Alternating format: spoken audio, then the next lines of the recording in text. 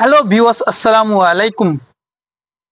মানুষের দিন দিন উন্নতি হয় আর আমার বাংলাদেশের ক্রিকেটে দিন দিন অবনতি হচ্ছে, ঠিক আছে।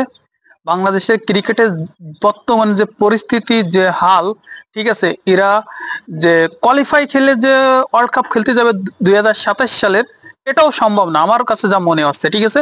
আপনারা কি বলবেন আমি জানি না, হয়তো বা কমেন্টে উল্টোপাল্টা লিখতেই পারেন, কিন্তু একটা কথা মনে রাখেন যে বাংলাদেশ 2027 সালে কোয়ালিফাই, ও তো চ্যাম্পিয়ন হয়ে কে মনে করেন যে এরা ওয়ার্ল্ড কাপে যাবে তাও পারবে না। কারণ আপনি একটা জিনিস মনে করেন যে আপনারা যারা ক্রিকেট আমরা বুঝি 2003-এর পরের থেকে, 3-এর পর থেকে 7 তাক, ঠিক আছে, যে সময় হাবিবুল বাশার, আশরাফুলরা ক্যাপ্টেন ছিল, সেই সময় আমরা একটা খেলা দেখতাম কি যে বাংলাদেশ 100 রানের ভিতর, ঠিক আছে, 5টা উইকেট পড়ে যেত। 100 রানের মধ্যে 5টা উইকেট পড়েছে, তারপরেও টাইনে টুনে 200 বা 220 বা 250 রান করতে পারলে আমরা ম্যাচ জিতে যেতে পারতাম।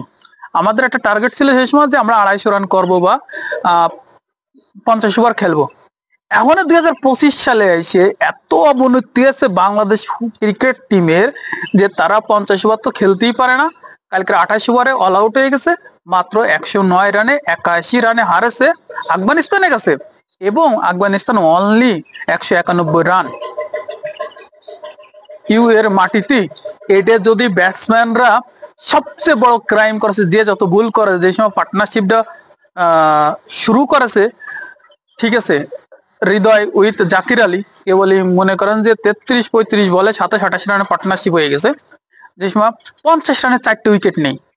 তখন আমরা একটা ধারণায় আসছি যে আমরা খেলা দেখতেছি ভাই, যে এই যে হৃদয় আর এই জাকির আলী ম্যাক্সিমাম 100 পার করে নিয়ে গিয়ে বা 50-60 রানের একটা পার্টনারশিপ করে যেতে পারলি, 150টা আমাদের জাতি পারলি, এই জুটিটা, ঠিক আছে। পরে যারা লাস্ট ব্যাটসম্যান যারা আছে, সোয়ান আছে, তারপরে আছে তানজিম সাকিব আছে, এরা কি করতে পারে যে ম্যাচটারে লাস্টের মধ্যে শেষ করে দিয়ে যেতে পারে। যে প্রথমে আমরা উইকেট দিয়েছি, এই যে তামিমের যে বাজে ব্যাটিং, তারপরে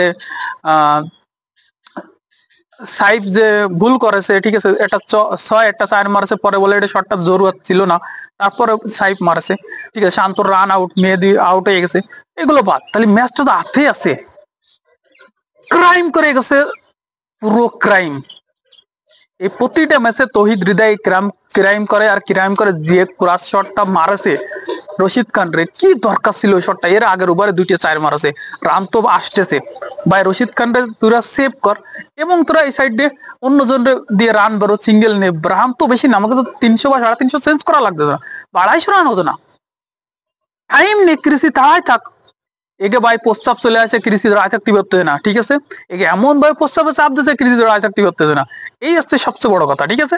তো আমাদের বাংলাদেশের একটু পানি খাই বেশি, এবং প্রস্তাবের চাপের কারণে ক্রিকেট দাঁড়ায় কৃষি দাঁড়ায় থাকতে পারে না। এই জন্য কিন্তু উঠে শুধু শুধু মাইটটা দিয়ে চলে গেছে, প্রস্তাব করে আসি। এবং রশিদ খানের যে ক্রস ব্যাটিং চালাচ্ছে, রশিদ খানের একটা উইকেট দেওয়া শুরু করছে, এরপরে রশিদ খান সেম শট দিয়েছে সুয়ান, 2টা উইকেট হয়ে গেল। তামিম, এরপর আছে সাকিব, সাকিব এসে উইকেট দিয়ে গেল, এরপরে রিশাদ, সেও উইকেট দিয়ে গেল, 5টা উইকেট নিয়েছে রশিদ খান, 5টা উইকেট নিয়ে বাংলাদেশটারে 109 রানের মধ্যে প্যাকেট করে গেছে।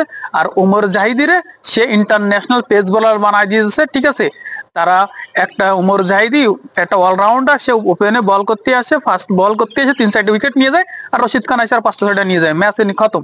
আর এরা ব্যাটসম্যানরা একটু ফলো করা উচিত ছিল যে ইব্রাহিম জারদান একাই 95টা রান করেছে, সে বল খেলেছে ম্যাক্সিমাম 130 প্লাস, 40-এর কাছাকাছি, সে যে 95 রান করেছে সেই রানটাও তোরা তুলতে পারছিস সবাই মিলে, ঠিক আছে। আমার মনে হয় আপনারা ভুইয়াদের বলেন যে একে যদি 2বার ব্যাট করতে দেওয়া তো বাংলাদেশে সে 2বারও রান চেঞ্জ করতে পারতো না এই আফগানিস্তানের সাথে, ঠিক আছে। একে লজ্জা করা উচিত, ঘৃণা করা উচিত। পাকিস্তানের সাথে 133-35 রান করতে পারিনি, ম্যাচটা যদি এশিয়া কাপে ফাইনালে যায়, ঠিক আছে, এদের ভিতর লজ্জা ঘৃণা বলতে কোনো কিছু নাই।